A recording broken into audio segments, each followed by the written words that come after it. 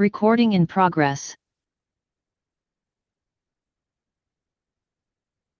Good evening, everyone. I'll call the meeting to order and welcome you to the Manchester Select Board meeting for September 2nd, 2025. Hard to believe we're there already.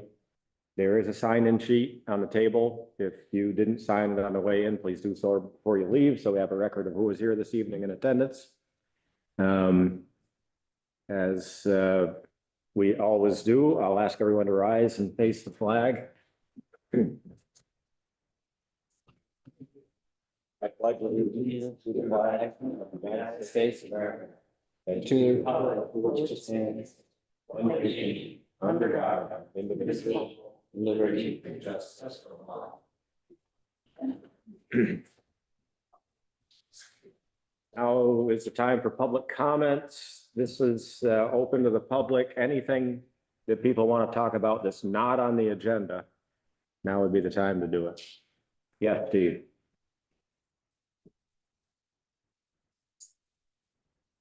I talked to Scott today, and my second batch of audit questions hadn't been answered.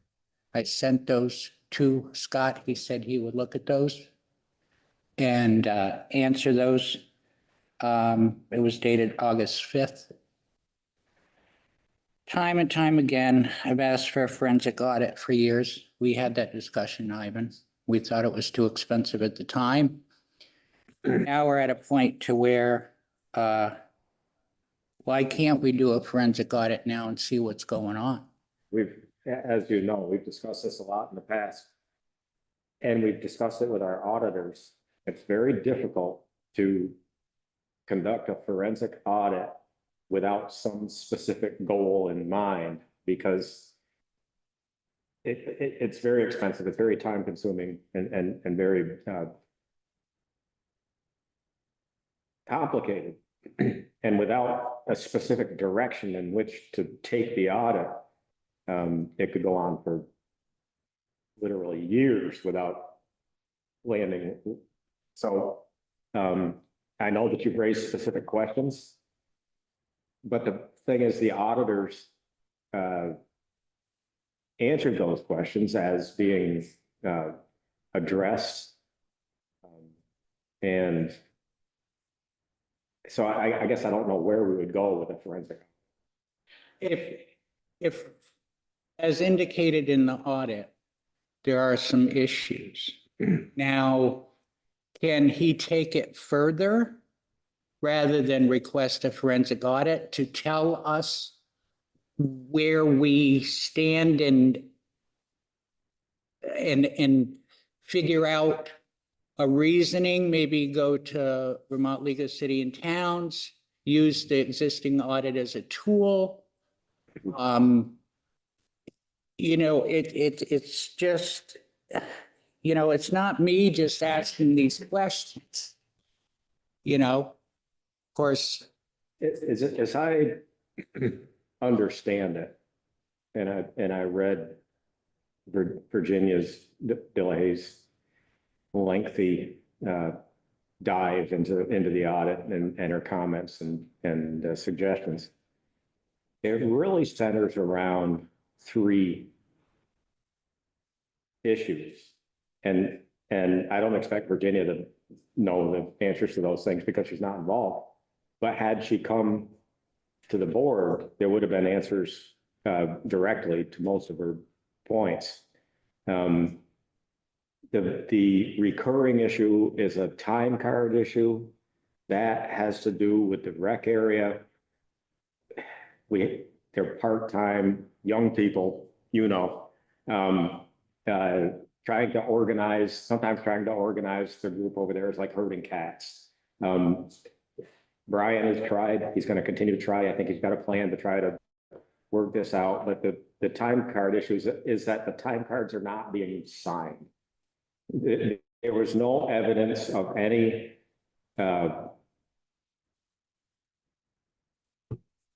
wrongdoing or any erroneous entries or anything like that. And it's just a thing. How many employees does he have over there? There's a lot of them. There was a lot of them, but Just, And they're part-timers. just to interject it, so this is actually a year and a half ago. It was in the previous year's edition that was targeted by the auditors. So we corrected it, but because the camps overrun July 1st, they had to include it again the next year. So it had been corrected. And that leads into the second item, which there was extra budgetary expense and extra budgetary revenue. Now, the 200 and some odd thousand, 280,000, whatever it was, that was directly attributable to flood hazard mitigation and was offset by unanticipated revenue. The only reason we did it was because we secured a grant, federal grant. So that federal grant money came in and that amount and funded that expenditure. So that's half, roughly, more than half of the unanticipated expenditures. The other relates to it, most of it to a timing issue where certain bills were to be paid out of capital funds. And we talked about this at budget time. And under a previous administration, the decision was made to defer the transfer of those funds. Money comes into the town in two big slugs at tax time. So there are times when the town is flush with cash. And the idea was, since those capital funds are invested in interest-bearing vehicles, that the town would leave the money in there to generate more interest, pay for it with general fund money, and then reimburse the payment later. The trouble is, because there was sometimes a lengthy period of time, it was a timing issue relative to the closing of the books. So some of that revenue came in from the capital accounts after the due date. We've fixed that. We've directed the finance officer to pay the bills from the capital accounts as they're incurred and not to use the general fund for that. So that's been remedied, and that made up for most of that difference. The third item was the overage at the rec department of $175,000. I think, and correct me if I'm wrong, that a portion of that, and perhaps a big portion of it, is a carryover from when the town lent money to the, let me back, because I want people to understand what's happened. Way back in 1984, we settled the UDAG litigation with the owner of the Equinox. We received a chunk of money. It was 1.3 million, something roughly in that amount. And the idea was to invest that and use the interest from that money to do capital items. And we did that for a number of years. You were on the board. There are any number of ways to invest that money. And when they were building Applejack Field, the rec committee, we had a very active rec committee at the time, wanted to know if the town would loan money to the rec department, it would be repaid. And it seemed to fit our model that we were investing it to be repaid. We were investing it in the rec department, which is part of our whole self. And then it would be repaid, and therefore the principal balance would be intact. And we'd move forward. Well, the trouble was, so we didn't deviate from our plan. Since then, our policy has changed, and we do raid the principal on that with voter approval. But at that point, the idea was that was going to get repaid to reconstitute the principal balance in the UDAG account. They didn't come close to meeting their goal, and there were going to be continued payments by the sale of the banners around the backside of Applejack Field. And there was a little bit of money coming in over the years, and that died down, and now it's starting back up again. But that's supposed to be used to pay down that balance. So that's an outstanding balance from the rec area that's owed. It's from ourselves to ourselves. It's really owed to the UDAG capital account. But what are we going to do? Sue ourselves for the money? I mean, so It's these kind of things that influence the numbers at the end of the year. The auditors don't know that. They weren't here and way back in the, God, it had to be early 2000s. I'm not really sure when we did the Applejack Field. They can ask, but we've had a huge turnover in management too. I mean, some of that carry forward, Scott wouldn't know unless he came and asked. He knows now, I mean, he knows because we've talked about it, but those are the kind of things that in discussions with management, it gets cleared up and we sign the audit and everybody moves on. There's nothing nefarious going on here. There's always going to be noise in the numbers, but we're working really hard to clean up that noise and have it to be as transparent as possible. And, you know, I appreciate your passion and your diligence on this, but we could spend a lot of money. And I'm going to tell you, being close to the issue, I can assure you that there's nothing there and nefarious. And I don't think that's a really good use of taxpayers' dollars to try to chase windmills. So you can sit there in due respect and tell me that there's no financial issues from that audit. I'm not going to say there's no financial issues because there are discrepancies, which could be loosely defined as financial issues. But what I can tell you is there is absolutely, and the auditors said this in their report, that there is no evidence of any wrongdoing or mismanagement of funds from the standpoint of somebody realizing some kind of gain or anything like that. There is absolutely no evidence of that. And their audit gets reviewed by a second auditor as well. So it's not just us. It's not just us and them. It's a third auditor that comes in and audits their audit. So I'm comfortable with the audit. We know what the issues are. We're working hard to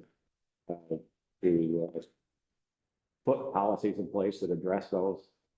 And the auditors wouldn't be doing their job if they didn't find some. But and that's why we have an audit. Do you have a list of the changes and protocols that you're putting in place so this will not happen again? Ivan, I can jump in for a second. So Stephen, the last page of the audit is the findings that the auditors found. And I know I referred that to you last time. It's page 71, okay? So they found two findings. One was the material weakness, and that was what Ivan was referring to about the timesheets being signed. And then the second one was called other matters, and that was the reconciliation of the general fund checking account. We were reconciling it to one Forgot about that. account, but it wasn't to both accounts. So now they're being reconciled. So what we're asked to do is to, before the audit is released, we have to respond to them, and they include that as part of the audit. So the very last page, which is an unnumbered page, is the town management's response to those findings that they said. So that is the very last page. If you look in the audit, it explains what we've done to correct those findings. I didn't see that and I apologize. Thank you. It's an explanation that needed to get out there for people, not just me. Let's get Appreciate a it. hand up too, Ivan. Mike Hall, yes. Good evening, folks. I'm thankful that you give me an opportunity to speak on something that's been on my mind here. I hope you can hear me. We can. I have to be honest and upfront with you folks. I don't weigh in on politics too much as far as with the select board. As you know, I never did as a police chief and vice versa as far as any kind of an issue. But I do have a situation that I think, well, let me just say this. I'm the kind of guy that if I see somebody about ready to step on a landmine, regardless of my political affiliation or like or dislike, I'm compelled to speak up and let you know that you're probably meddling in an area that you need to stay out of. And with that, I have some concerns that the select board and the town has what appears to be to weigh in on this immigration issue with the individuals there in Manchester. And I think that you're treading on some pretty thin ice by acting as an agent of this person to collect funds or buy gift cards or anything like that. To my knowledge, the town of Manchester has never done anything like this before. And listen, this isn't about trying to help somebody out or whatever, because I'm sure everyone there is doing what they think is right. But I think sometimes in a person's goal to do right things and to do what they think is the right thing to do sometimes leads us into areas that, by way of our profession or job or government position, places us in a position where we shouldn't do that. And to put it quite simply, I think the town is encroaching upon violating its own personnel policy by acting in part as a fund drive for people, regardless of what the situation is. And, without getting into the political aspect of it, there's a lot of things here that I don't think any of us know. And obviously, it's very emotional for some people, and I get that. But I think the town has to be careful about engaging town resources and people and personnel hours into what, quite frankly, is a legal matter.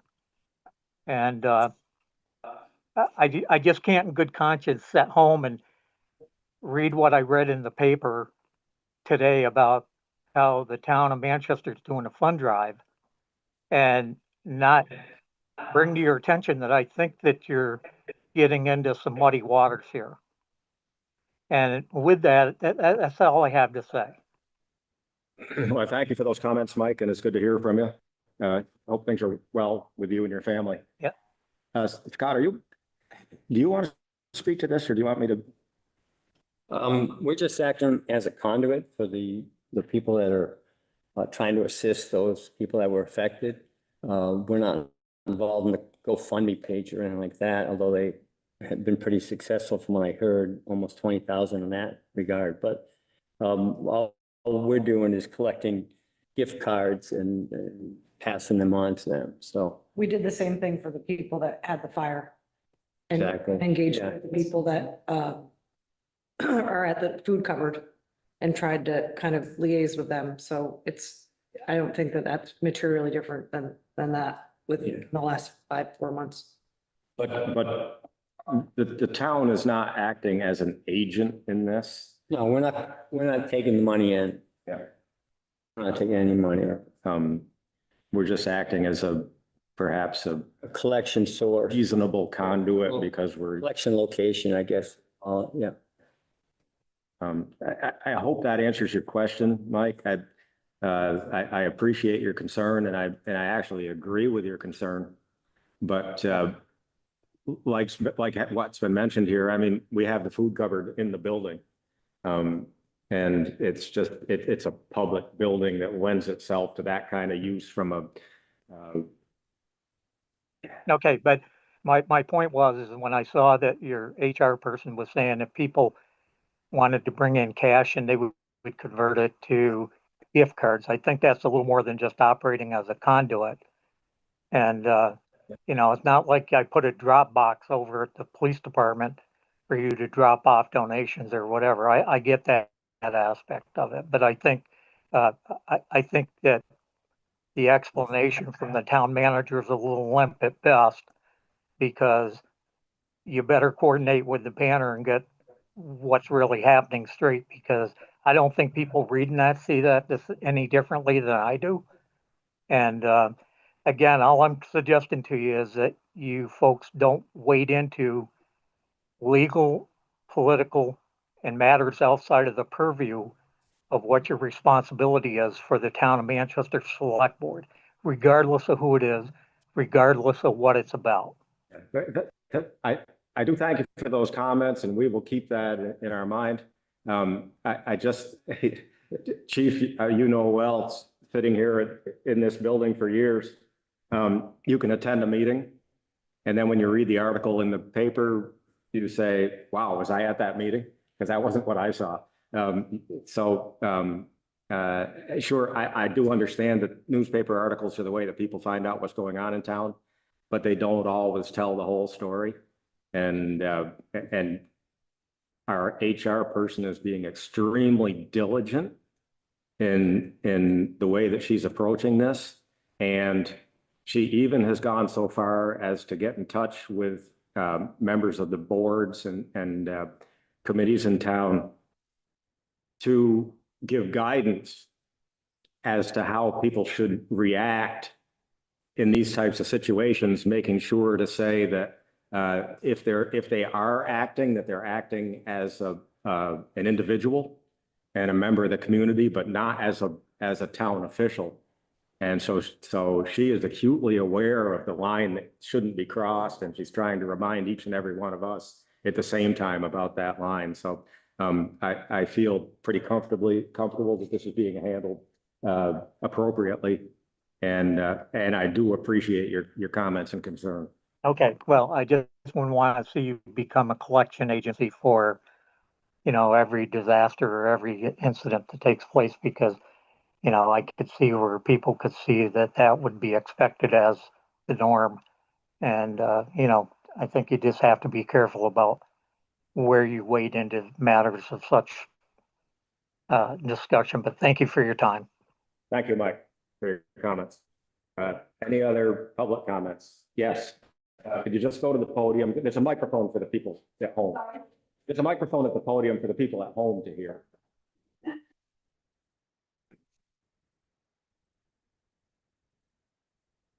My name is Jean Pace. I live Unit 6, Murray Hill South Road. And like so many other people in town, I was disgusted by what happened when immigration and custom enforcement people came and did what they did and how they did it. And even though a town resolution is just a piece of paper in some ways, in a lot of ways, it would encourage everyone in town. And there's a lot of fear in town. I'm sure a lot of you are aware of it. Because this is, of course, just the beginning of things. But if we have a resolution and it's published that addresses this all very legally, I think it would go a long way to put a lot of people in town at ease. And I think that's what we deserve, to hear from our select board. The resolution is, I talked with Scott. He said he'd send it on to you. Were you able to do that? No, I said they couldn't get to it tonight, but you did forward it to me. I received it today. And that would be on their next, Okay. in their mail section, if that's what. Okay. We shouldn't take an action on something that hasn't been advertised on our agenda, because people may want to speak to it. And if we took an action before hearing their comments, then we're not representing those people's. Yes, and yeah, and Scott. Beyond the agenda. Yeah, The agenda has to be published several days ahead of the meeting, so. All right, well, thank you. But Thank you all. I appreciate your comments. Sure. And I realize there's a lot of people that are upset about this. You're aware that we did do a resolution that states that we're for protecting the right to due process. Are you aware of that? No. And Was it published? it was A few months ago. maybe a month ago. But I think it might be, I'm not sure. It's on the web. I think it's on On the the town's website. Yep. July 1st. Okay. No, And it's thank you on the very much. website. It's similar to what other towns have also done. Okay. But just to be clear, because there's been a lot of confusion about this, Our police department has worked very hard to build bridges to all the segments of our community, including the segment that's most impacted by these types of actions. And it's made our community a safer place because they do have that relationship with the various factions of our community. When federal government takes an immigration enforcement act, when they act on that, we are not informed. No state or local government individuals are informed. That comes from, they do not participate because they don't even know it's happening. And we're not part of that process or decision-making. And I just want to make it clear that our police department is not has no connection to this in any way, other than the fact that they're trying to build bridges to different segments of our community. Yes, I'm aware of that, and the resolution states that very clearly. Okay, we look forward to seeing it. I haven't seen it yet. Be in your next section. Next. Thank you very much. Thank you. Thank you, Dean. Any other public? Yeah. I was away when that happened and I heard about it secondhand, but how do we know that they were actually ICE officers? Were they ICE or were they actually the goons that are going around with masks and phony badges? Do we know this? There's a difference. There should be a, We wouldn't be informed either way. I'm going to answer that we would not have any way of knowing. okay. So there's got to be somebody that saw what happened, saw them, that we can get a little more of a bead on that. Because, From internal discussions, I am pretty much assured that it was an act of the federal government and not goons. anyway, I'll be back.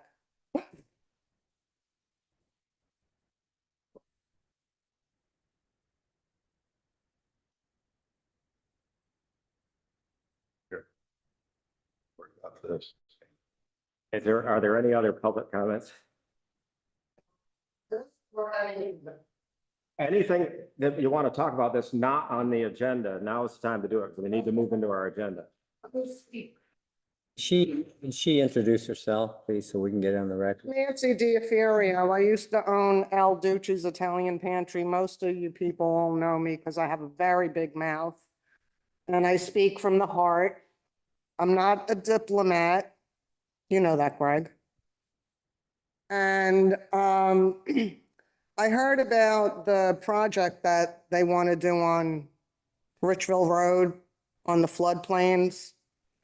And I don't understand how that could even have been considered when we know the flooding mitigation would destroy the wetlands back there. Okay. Oh. First of all, that's not something that falls under the purview of the select board. It falls under the purview of the development review board. Okay, In the zoning department. We have no authority or influence on those decisions. However, applications are received.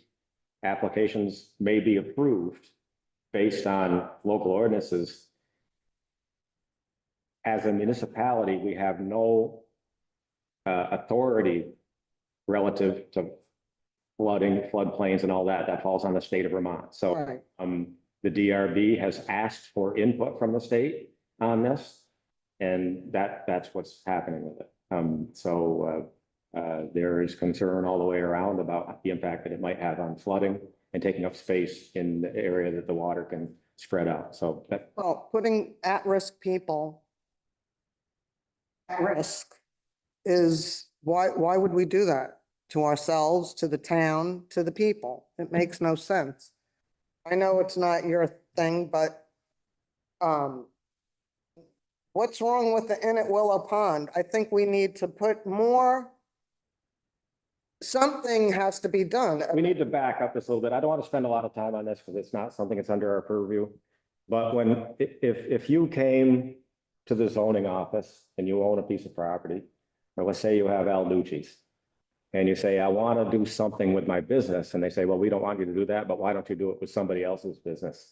Applications come in from people that own a piece of property and want to do something with their property.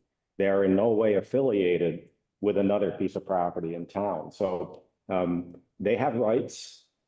And they have the absolute right to apply under our zoning rules to do something with their property. And we need to review that based on their ownership of the property and whether or not they meet the requirements of our zoning ordinance. Without anything given to some other property that might exist miles away. I mean, that's just how it works. And it belongs to someone else. Let's propose to buy that piece of property from Mr. Carocchio and let it be. That's a simple. Why? Why not?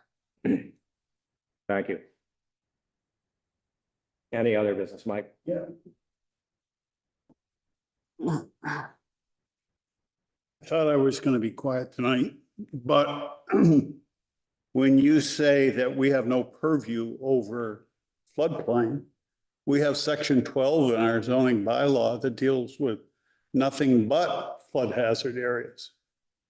So this board is aware of it. You approve the zoning bylaw. Okay, before we get too deeply into that, the DRB reviewed this project under the criteria of section 12, and adjustments were made to the project to bring it into compliance with what our ordinance says, which doesn't go anywhere near as far as what the state might say about what the impacts of this might be. So we can only deal with our ordinances as they're composed. I understand. I just want to correct. You are correct Thank in your correction.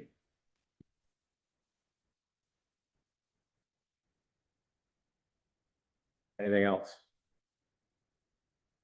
I don't see any hands up. We'll get into our agenda. First item is to approve the minutes from our meeting of August 19th. I'd like to make a motion to approve the minutes from August 19th. Motion and a second. Abstaining. All in favor, say aye. Aye. That's 4-0 with one abstention. Scott? Next item, we have some liquor license applications.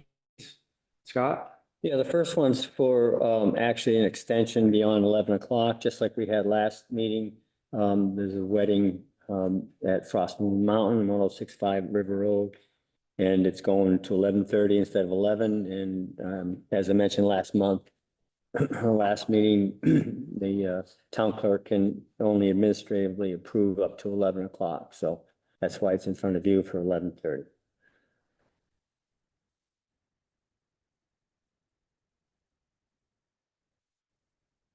And the location again of this wedding? River Road. Okay, 1065 River Road, yeah. It's Oscar Johnson's. The corner of Richville and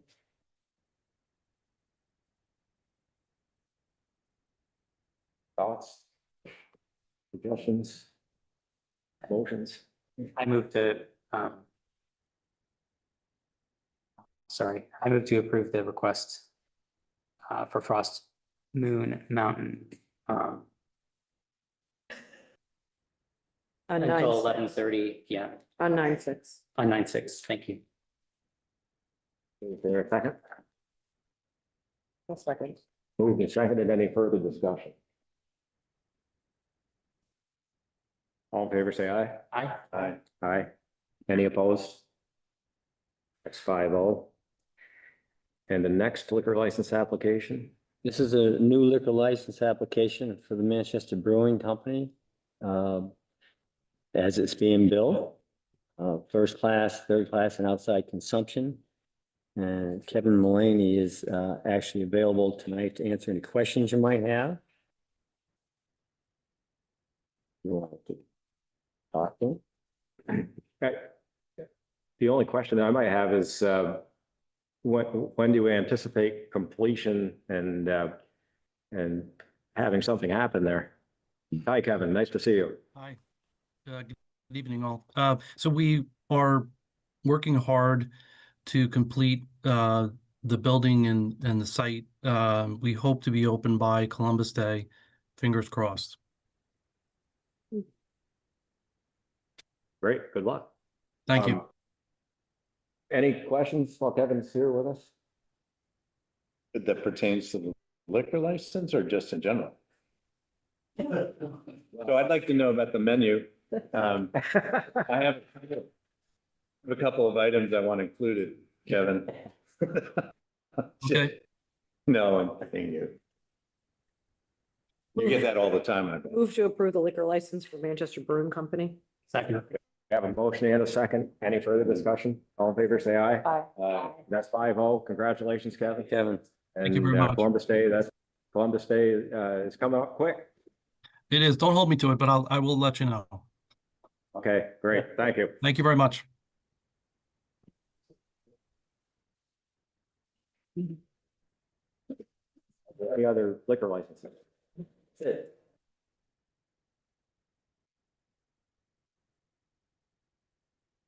The next agenda item is the Housing Task Force update. And Jonathan, I'll let you take it away.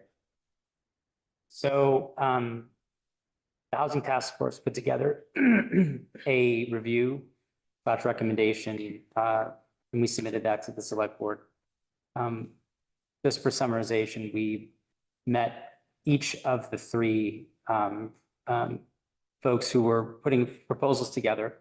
And we met on individual meetings for an hour to an hour and a half for each. And then we subsequently had two follow-up meetings where we discussed the structure, how we were going to move forward, what we were thinking about the different projects, what we thought was going to be the best step forward. And obviously for us, our hope was to be able to clearly approve or recommend one of these to the select board.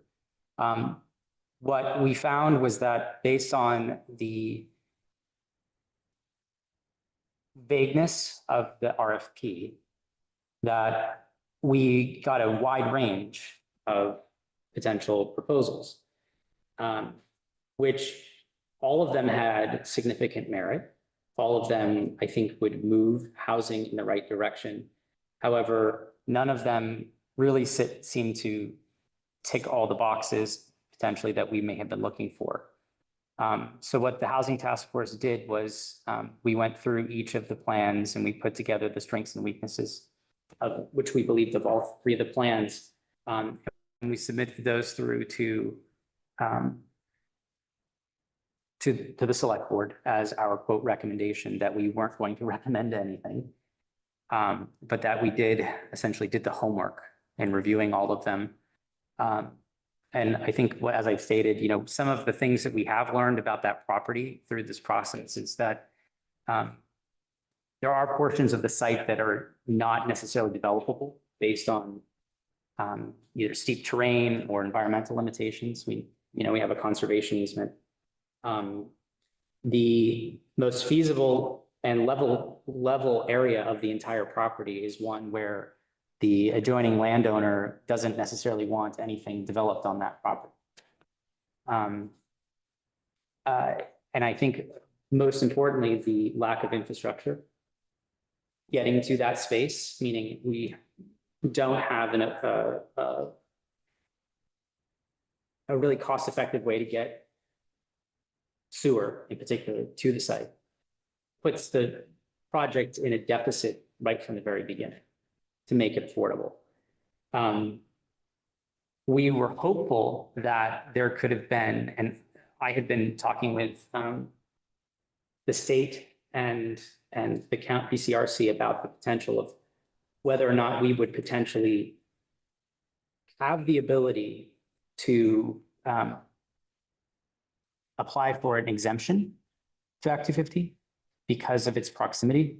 So the town, all town centers and neighborhood development districts are viewed like with these buffer zones. So from the town center, you have a half-mile buffer out, right? And it's essentially right on the cusp of almost touching it. But in order for us to get that okay, there has to be, is it walkable to downtown? Does it have appropriate walkable infrastructure? Meaning, does it have a sidewalk that runs to it, which currently it doesn't? So there were a lot of pieces that ultimately, once it got reviewed a couple times back and forth, that wasn't going to be a possibility. So that means that it does put the restrictions of Act 250 on it, which properties closer to the center of town are not going to. So ideally, what we kind of would say is that if, for whatever reason, the select board agrees to not accept any of these proposals, that, we would work to create a new proposal for the property that may have a more limited scope, more precise ask of what the town is looking for, rather than allowing the developers to kind of have free rein on it. Because all three of them asked what the town wanted. They didn't get enough. They said that the RFP didn't state enough specifics. So, And just so everybody understands, the RFP was vague by design, because we were hoping that people would come in with ideas that we hadn't conceived. Which they did. Which they did. And actually, I don't see this, I certainly don't see this as a waste of time. I mean, we now have a lot of information and three different approaches as to how to address that we can put into the mix and say, okay, maybe this makes sense for the town, maybe that doesn't. But the bigger piece that we need to figure out is how to get the water and sewer and sidewalks, which that's significant expense and would drive the cost of the housing out of the affordability range. There's some hurdles. yeah, and I think one of the other pieces that was a stumbling block for us as a group as a whole was also that each of the three groups had some piece of a puzzle. Some were a little bit more clear than others. Some of them were a little bit more vague, but ultimately, you take DEW, which has extensive experience in developing larger scale projects for workforce housing, those types of, they have large projects throughout the state. They work with Evernorth and, organizations like that. They would be primarily bringing in, they said they would work with local infrastructure, but they would also be bringing in a lot of outside workforce. But the sticking point on that one was it was an 18-month due diligence period, which 18-month due diligence period. So they asked to place a hold while they do market research and engineering studies and all that stuff for the property before anything they would physically, they had the right to hold it for 18 months. And then Without any commitment to go forward. Right. So that just pushes the timeframe out further. And especially knowing that Act 250 is definitely going to be involved. And at this point, let's say that 18 months actually goes by. In 18 months to 2 years, the makeup of the Act 250 board, it's how it operates is going to be completely different. So that's something to keep in mind for, not airport properties, for Manchester Housing Initiative, looking more local resources. Obviously, a lot of success locally. But, there were some challenges that did come up in that the plan that was presented in the plan that was, there was some changes made to the plan after the fact that we couldn't accept. And then, airport properties, which is Brent Herman, ultimately, he had a great opportunity. He got to the closest amount of, to the dollar amount of a house that would be somewhat affordable to our community. The challenge is that it was very one direction. It was just just very there wasn't any dimension to the project. It was going to be single-family homes. There wasn't anything else. And there's a question of whether or not rentals is something that we need more of sooner rather than later. So if there was a mix and you could shake the crystal ball and take all of them and put them together,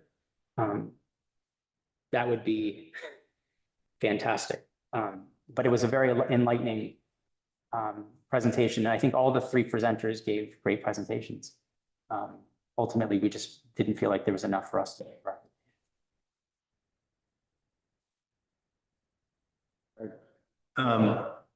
Jonathan, do you think that there's a timeline for something to actually happen in your head? Or do you think it's going to be stymied by this process for another X amount of time? And that was the first question. Two, are there any other possibilities, or other than another round of RFPs, do you see any other possible solutions that might involve the land that doesn't involve development?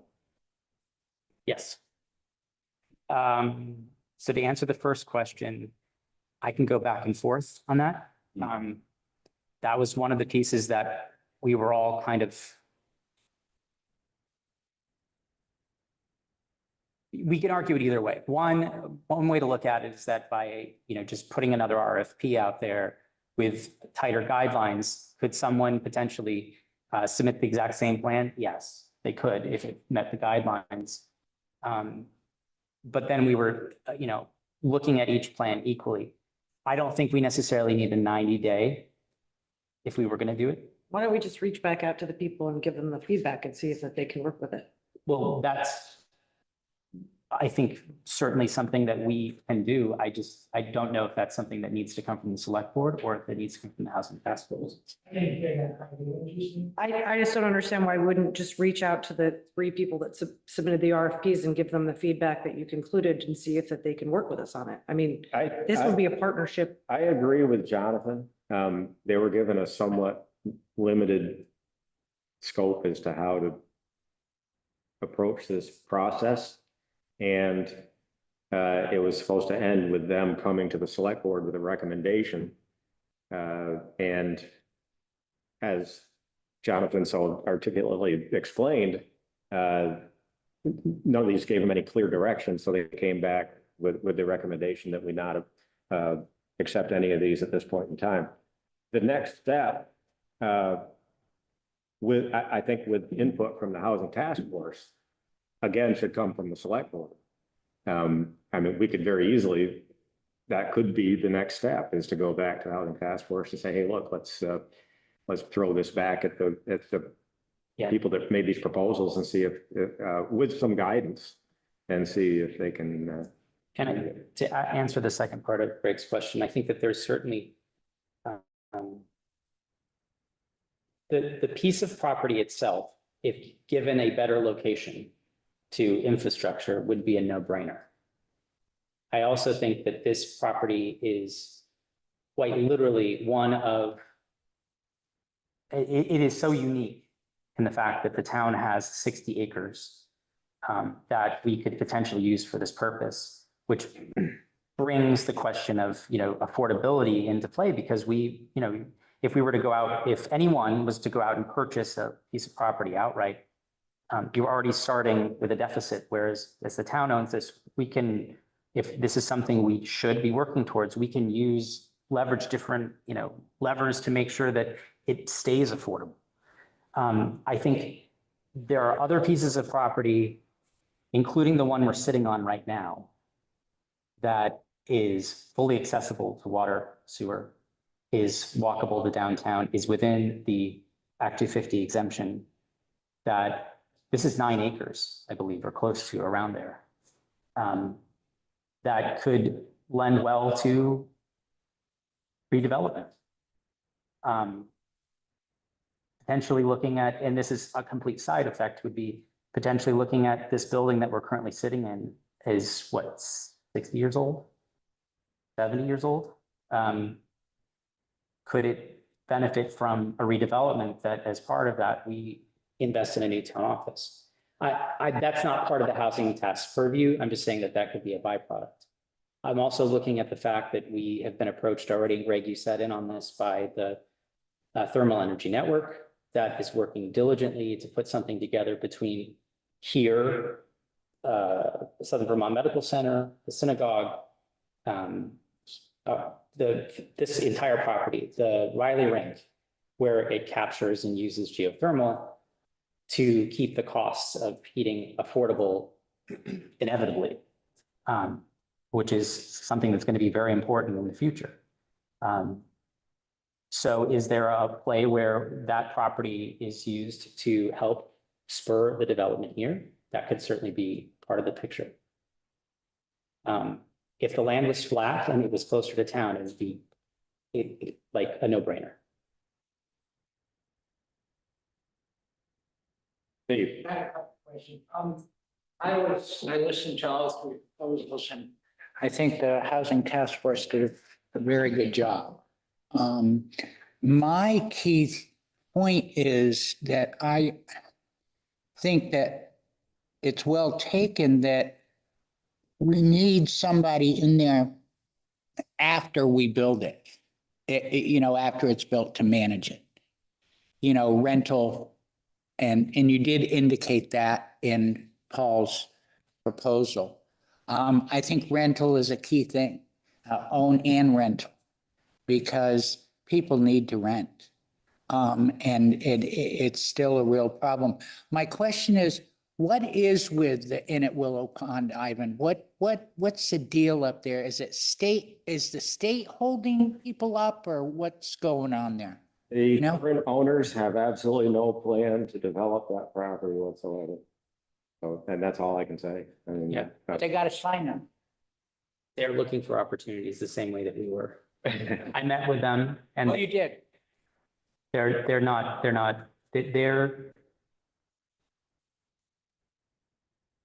because of Act 250.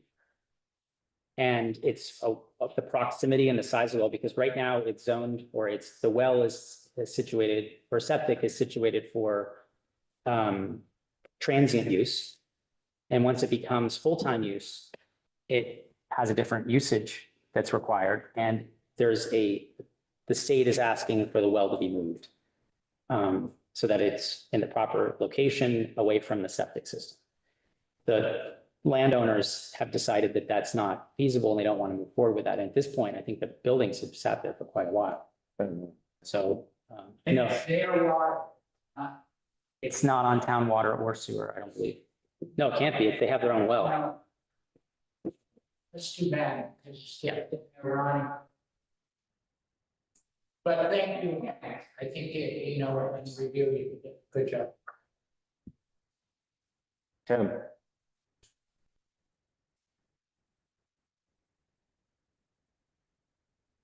Lawler, I live in Manchester. I want to applaud the efforts that the Housing Task Force made.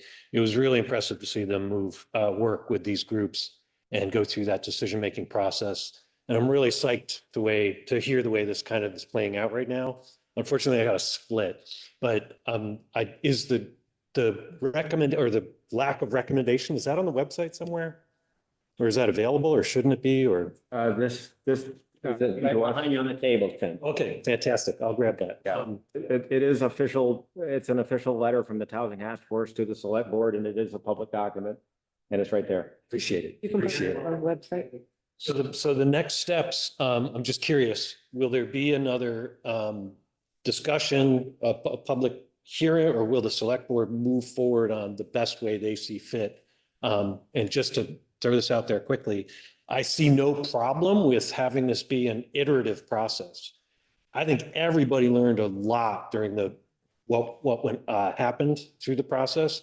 And if we constrained another request for proposals, I think that might bring even more creativity to the process. So I'm just curious, if the Select Board chooses to move, how will we know, the people know what that move will be? Anything that we do would be an action that would be taken during the course of a public public meeting, and would be a part of the public record. So Thank you.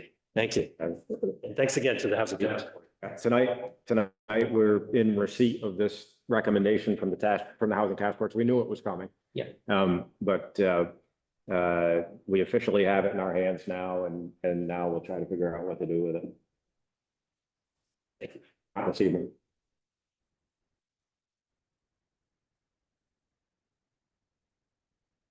Anything else on the update from the task force? Not seeing anything. All right, Scott, the Hayes Green Mountain Estates Capital Funds follow-up. So if you remember last meeting, we talked about the Hayes capital funds that we call it. It was basically the remaining fund balance from the acquisition of the Green Mountain Estates and the utilities and the roads. And so we had questions about what should we do with that money? So I went back to the auditors with that question, and the response came back is since there's no additional funds that will be received, the select board could set up a special revenue fund or restricted fund balance. And you'll note in our audit, we have about 9 of those accounts right now.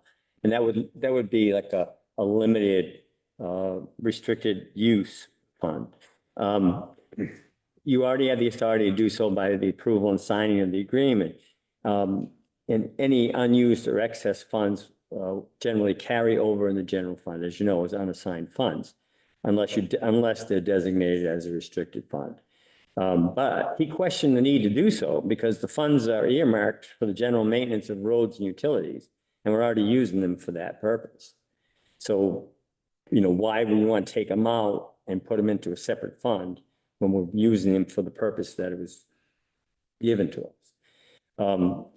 We have in the audit, it's called non-major special revenue funds, like the Factory Point Cemetery, the reappraisal fund, police benevolent, property tax relief fund. Those are similar funds like that. So I guess the short answer is there's no need to do anything unless you choose to set up a special fund for that. How much is extra? Wow. Yeah, I didn't bring that back from the Steve. I think it was 500. More than 6. Yeah. Yeah. Well, it started at 800. We've spent a couple something $1,000, yeah. the paving and stuff. I think it was about 640, 50. May I ask a question? The sewer and the water some time ago, down that path, that was in the capital budget, correct? To do that water and sewer down that Richville Road? And we took the money for Route 7? No, it's in our capital plan, but was never budgeted for. We have a capital plan that goes out many years, and it's the priorities change based on political pressure, acquisition of grants, access to other funds. If we can leverage other funds to accomplish a project, then that project moves up the priority list. One case in point was burying the utilities in the downtown. That was on the list of things that we wanted to do, but it wasn't a top priority until we became aware that there was money that we could leverage, and only 20% of it would be paid for by the town. We had a bunch of other capital items out there, but we would have to pay 100% of it. This allowed us to take and accomplish that $500,000 project by only using was it 20% or 10%? I don't remember, but we were able to keep the balance of that in our capital fund to fund other projects. We could have chosen another $500,000 project and spent all of our own money, but we wouldn't have that money to go forward to pay for other projects. So there are a number of different influences that will move a project from here on the list to here on the list, and accomplishing the Route 7 Main Street sewer was both politically and financially motivated. There was money and there was, political need. So that one got moved up. It doesn't diminish too with that, with Yeah. what was happening. Yeah, I'm sorry, Greg, what'd you It was say? in conjunction with the project, the overall project, that was the time to do it, because it was going to be ripped up. Yep. And Steve, if I can just jump in for a second, you remember 2 years ago, we did a preliminary engineering study out there. And that was in 2023 dollars, about $6 million at that point. So we do have a study in place, which would be the basis to move forward if we decided to. And that money though is in the proper place at this point in time. Don't we need a new spring pump house or something down there too? the sewer pump for Green Mountain Estates. Yeah. That's been upgraded at this point, now that we have ownership of it, and is large enough to accommodate some of the proposed developments down in that area. So that's no longer a bottleneck. If a proposed development were to push the demand on that pump station, which pumps into the Lincoln Avenue pump station, which would increase the demand on that if it was to push both of those above their capacity, then the developer would be asked to pay for those upgrades, not the current water and sewer users who are being served as it is now. So, no. I just think it should be restricted though. There is no money set aside for the Richville Road sewer project. We have engineering estimates in 2023 dollars as to what it might cost. And we actually looked at different phases. But the trouble is we could spend $4 million on phase one, but it may not integrate well into the whole project without doing something different. So there was no really good way to do it in pieces and have it accommodate what might be needed down the road. So it's a big price tag. And a bit beyond the town's means. When you identify restricted, what does that tell us? Restricted funds? It's a restricted use fund. So it would be a restricted use fund. So it could only be used for whatever the specific purpose was. And it's put in a line item under general fund, or is it separate? It's carried on the balance. It's on the balance sheet, but it's in a separate category. Yeah. So like the property tax relief fund, we add to that, we use it when needed, but it's a separate restricted fund.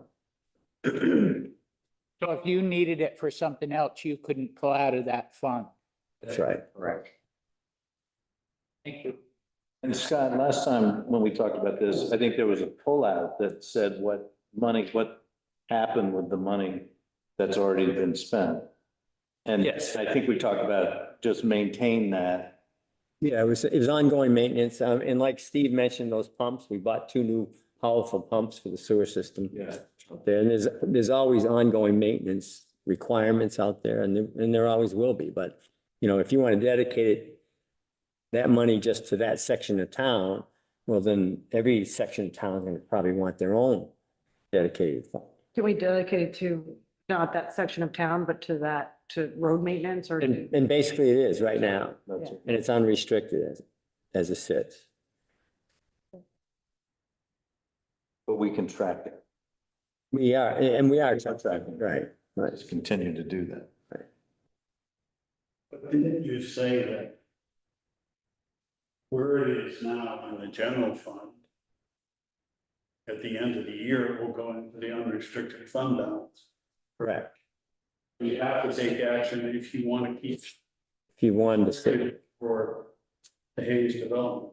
Right. That's correct. We could restrict it. We could make it a restricted fund and restrict it to just the Hayes development project. But the other course of action, seeing that we've accomplished everything that we needed to accomplish to this point with that, is to expand the use to other infrastructure needs, maintenance and otherwise. That's the decision that needs to be made. Down there. No, anyway. That could be anywhere. If we leave it the way it is, as Mike explained, at the end of the year, it will go into the unassigned funds balance. And then it can be used for anything, but we need to continue to track it to show that it's being used. I mean, just for our own internal use, to show that it's being used for maintenance and repairs. Well, what is your? I think we should, well, first of all, we have until the end of the fiscal year to deal with this. There may be other expenses that need to be addressed down there at Green Mountain Estates, and is there available for that use? There were some, I signed some checks just within the last couple of weeks or 10 days.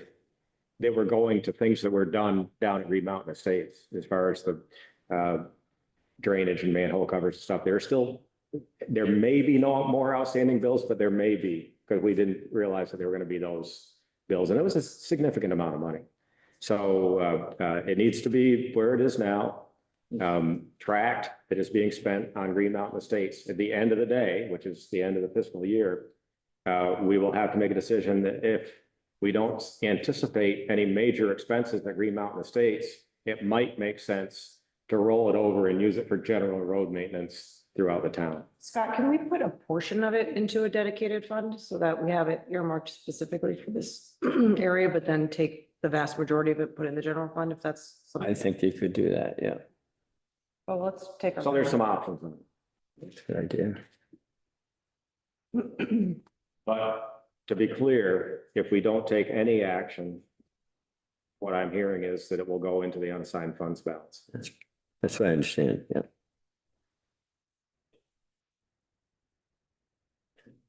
When did you say we need to make a decision by? What's that? When did you say we need to make a decision by? I think it's the end of the fiscal year. Is that correct, Scott? Yeah. So that would be next June 30. Can we do the opposite? Can we move it into a restricted account and then decide to take it out? Is that too much? I think once we move it into a restricted account. Yeah, I mean, you're moving funds around like this, and it could be confusing, and I would think that the auditors would have to clear that for. I think it's a worthwhile thing to discuss at our annual budget meeting, though, just to. Okay. Yeah. Put that. Yep. Okay, anything else on that? I'm not seeing anything. Here's a good one. The American Public Works Association Award. So, as it says there, the town's Department of Public Works has received a prestigious award from the New England chapter of the American Public Works Association. Manchester is one of 2 Vermont municipalities to receive this award as the Vermont Public Works Department of the Year. Oh, yeah.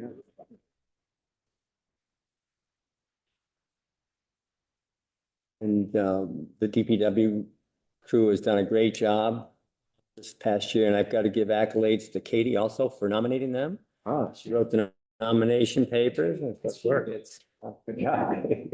in the future, we will be receiving that award probably at a select board meeting. Yeah. That's a big deal. Town manager update.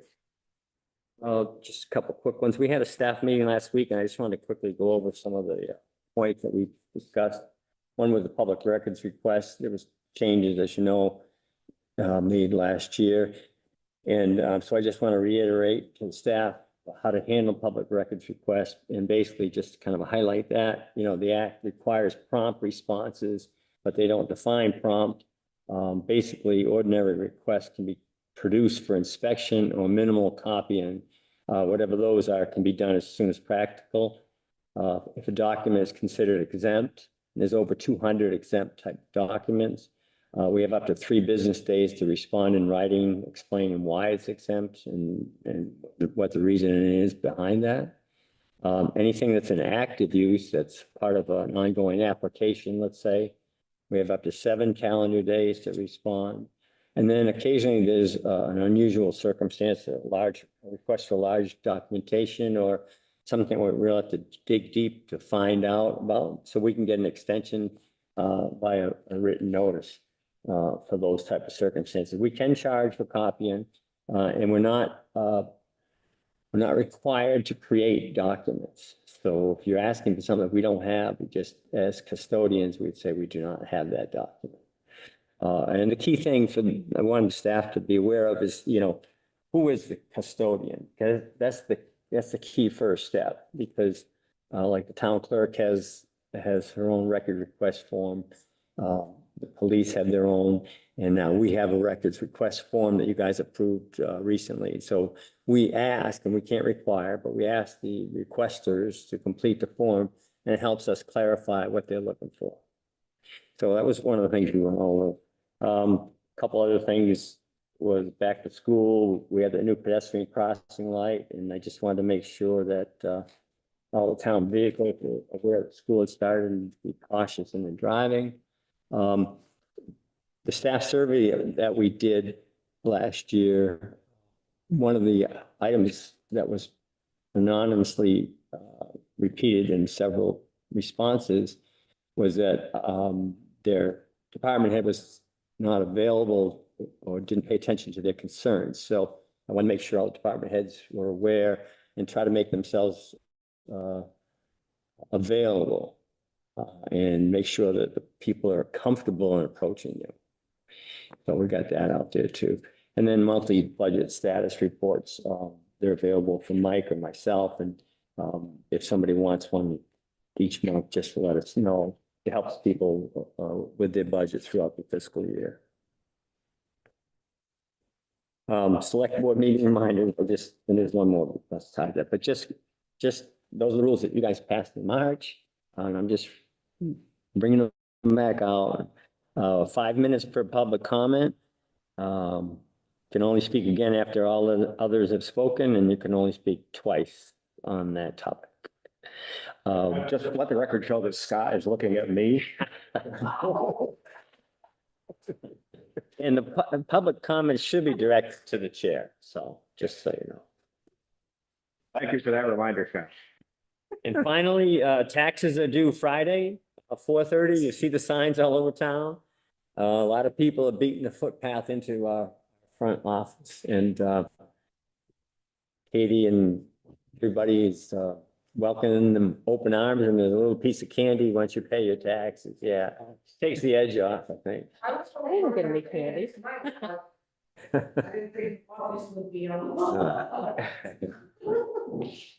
That's all I have. Is there any other business here at the table?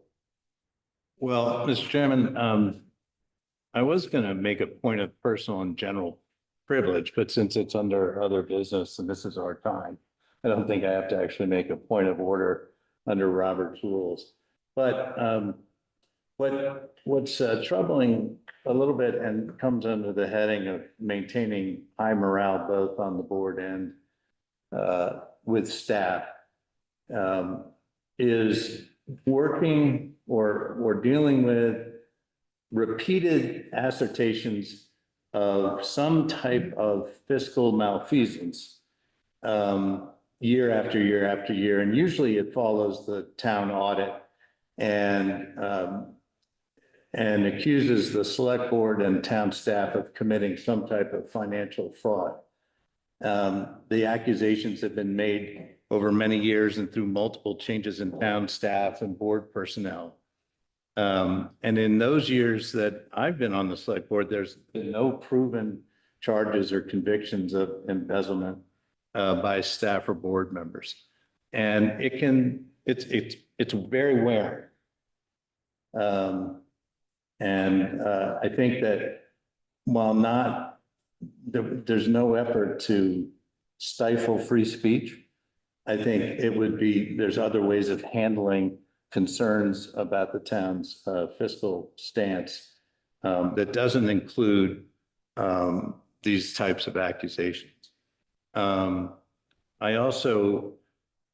don't know whether it would have any teeth, but I suggest any further unsubstantiated accusations in open meetings be treated as disorderly conduct under the amended section 51 subsection 1026 of the Vermont open meeting law.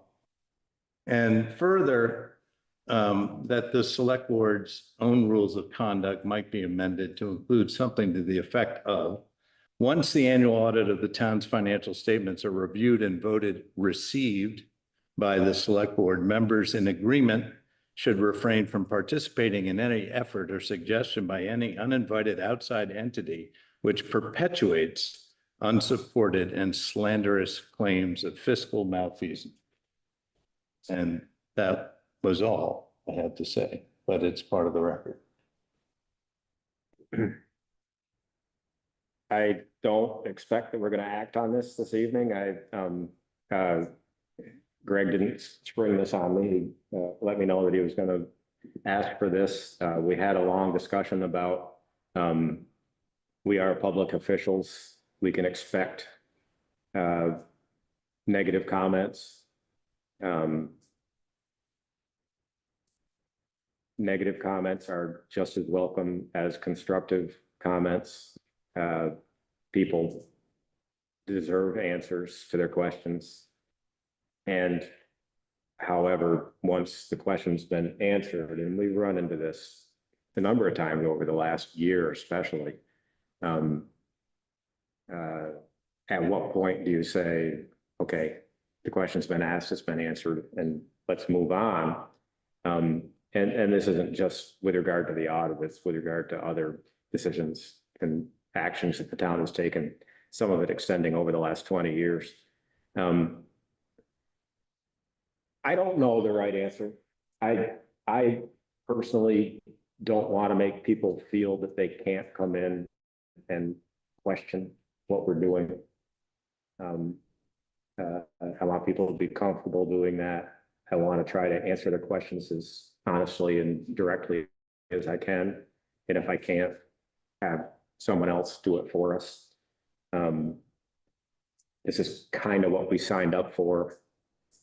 I work on a farm. I don't see people. Their only access to me is here at the meetings and maybe my social media, which I don't look at. I'm not bothered by people who criticize me. I'm not bothered by people who question what I'm doing. It's their right. That's all I've got to say about it. I agree with you completely about everybody's ability to bring concerns. What I find troubling is that it's coupled with the implication that there's some type of slanderous fiscal, the implication there's some kind of fiscal impropriety that comes across as a slanderous accusation. And it just, I would just like to figure out a way that we can take people's concerns and try to address them as we do, and no matter what that is, without calling out any kind of accusation that's unfounded. I mean, if somebody has a specific charge, if somebody has a specific charge and brings it to the table and says, this is why I think this is happening, that's a little different than having it go out into the ether. At the risk of mixing a metaphor, sometimes it takes several bites at the apple to have it fully digested. Again, it's what we sign up for, but I do appreciate your concern when it does rise to the level of accusation. Yeah, I'm not bothered by somebody having concerns about the numbers in and of themselves. Okay, in the record. Good. Thank you, Greg. As for clarification, the statutory reference you made there? It's part of the Vermont's open meeting law amended section 51 subsection 1026. And it would come under an annoyance. There is no section 51 in the open meeting law. It's an amended section. I think it's. But 1026 falls under crimes and criminal procedure, breach of peace disturbances, which is not technically part of not the open meeting law, section 50. The open meeting law, One. one VSA, section 310 to 320, I believe. So I'm unclear what you're talking. Act. So maybe it's number 51, an act relating, so maybe section 59.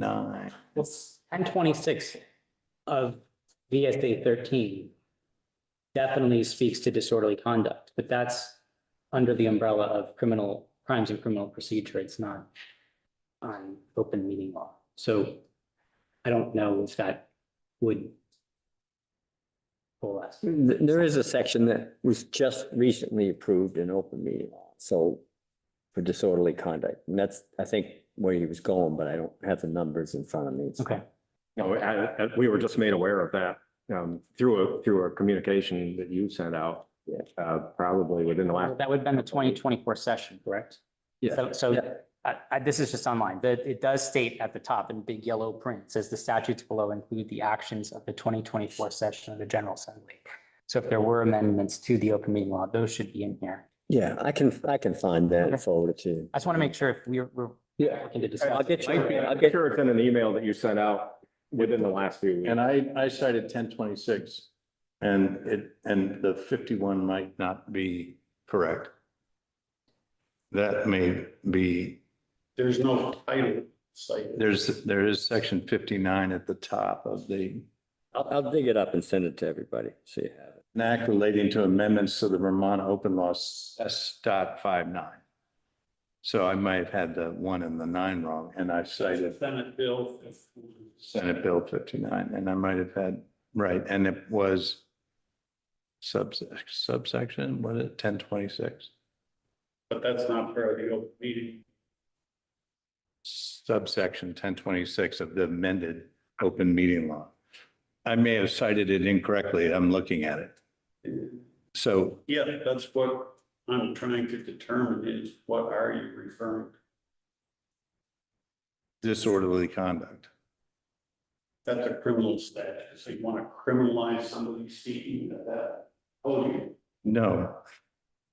I was saying in open meeting law, there's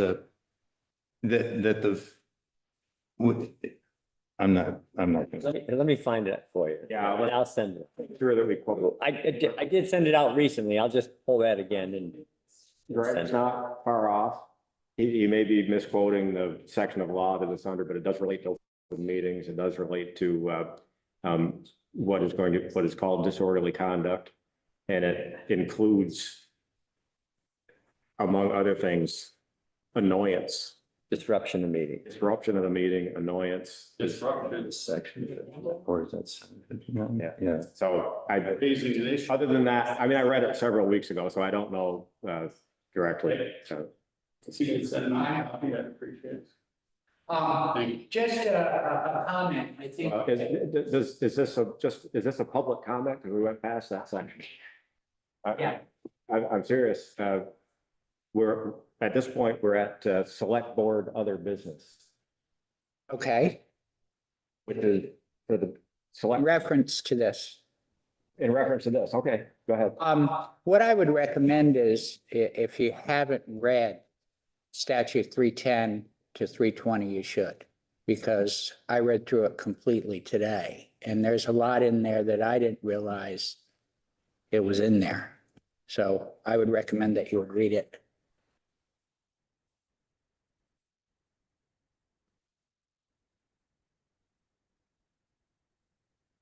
Any other business here at the table?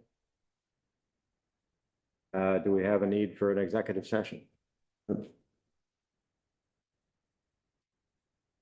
Make a motion to adjourn.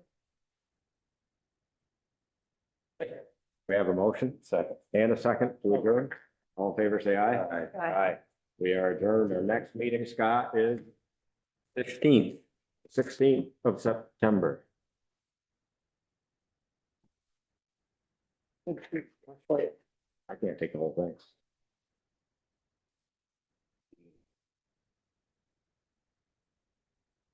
Recording stopped.